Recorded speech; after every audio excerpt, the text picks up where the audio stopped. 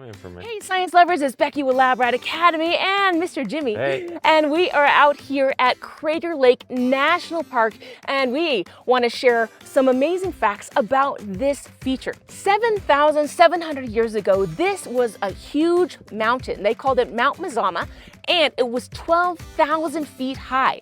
And it was a composite volcano, which means it exploded and everything that was inside the magma chamber underneath it emptied itself out of it. And what resulted was the collapse of that mountain to make a caldera.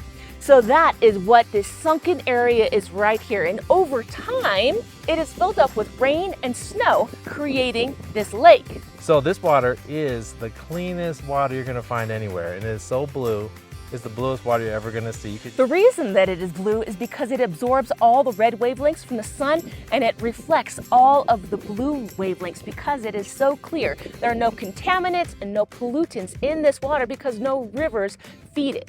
And because it is so clean, you could see about 130 feet deep. This lake is also the deepest lake in the United States of America. It is 1,943 feet deep. This island over here is called Wizard Island. It was another volcano that exploded after we had the collapse of Mount Mazama. Yeah, I learned this on a trip last year I came. Hey science lovers, this is Jimmy with Lab Rat Academy and today we are at Crater Lake. I got to go on a boat tour around the lake, and you could actually take a tour where you could go out onto Wizard Island and you could climb up to the top of that cone. At the edge, we were able to go swimming.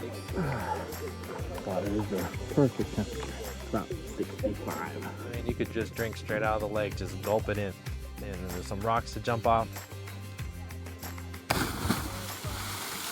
So if you had the chance, I would come out here and take that tour, but it's closed for a couple years because they're rebuilding the trail.